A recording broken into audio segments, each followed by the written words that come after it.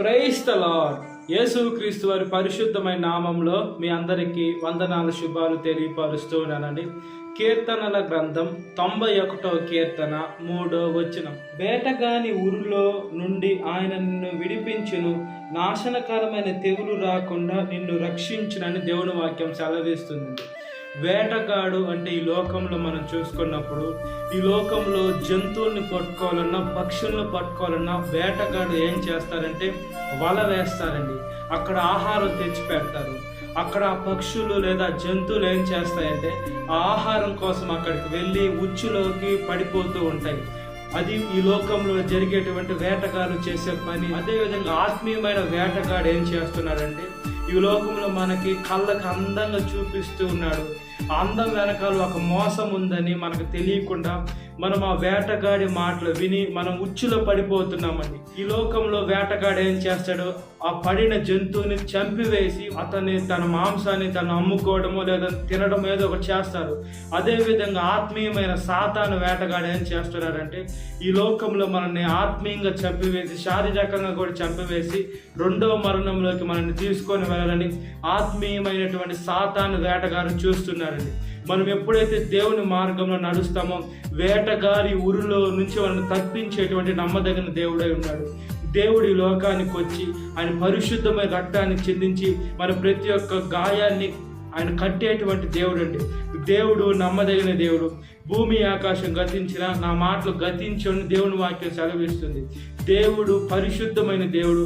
ఆయన అబద్ధమాడ జాలని దేవుడు అండి. ఈ లోకంలో మనుషుల్లో కూడా సాతాను దూరి మనల్ని పడివేయాలా? ఈ లోకంలో ఇతను ఎదుగుతున్నాడు, ఈ లోకంలో ఇతను బాగున్నాడు, ఇతను ఆత్మీయంగా కూలిపోవాలని మనుషుల్లో ఉన్నటువంటి సాతాను సకల ప్రయత్నాలు చేస్తుంటుంది. మనము వాటి మీద జయము పొందుకోవాలంటే ఎలా పొందుకోవాలి?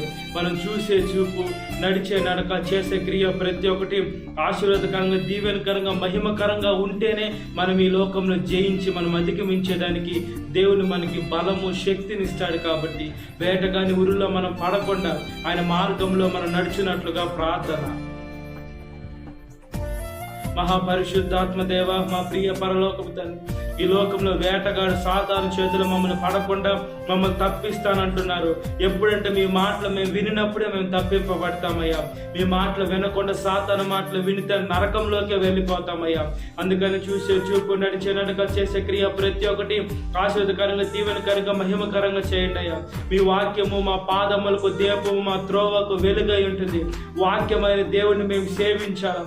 ఈ లోకంలో మనుషులను కాదు, అధికారులను కాదు, ఈ లోకంలో ఎవరిని గొప్ప గొప్ప డబ్బు ఉన్నటువంటి వాడిని సేవిస్తే వేసే వాళ్ళలో వేటగాడు ఉంటాడు. మా జీవితం నాశనంలోకి వెళ్ళిపోతుందయ్యా. అబద్ధమాడ జాలని దేవుడు, పరిశుద్ధమైన దేవుడు, మీ మార్గంలోకి నడిచే మంచి మనసును దయచేయండి. మీ సేవ చేసే మంచి భాగ్యాన్ని మాకు ఇచ్చారు. వేసే మా జీవితం, మా కడము ముట్టించిన వరకు వేసే ఎటువంటి పాపంలో పడకుండా మీ సేవలకు ప్రతి ఒక్క బిడ్డ కొనసాగే మంచి మనసును దయచేయమని, సాతాను శోధన ప్రతి ఒక్క బిడ్డ విడుదల దయచేయండి. ఈ వాక్యం విన్న ప్రతి ఒక్క బిడ్డని పేరు పేరు జ్ఞాపకం చేసుకోండి. ఈ దినకాలపు దీన్ని నింపమని నజరేయుడైన యేసుక్రీస్తు వారి పరిశుద్ధమైన నామములో మిక్కిలి వినమ్రతను తలుచున్నాను. నా పరలోక తండ్రి, ఆమేన్. Praise the Lord. God bless you. Have a great day.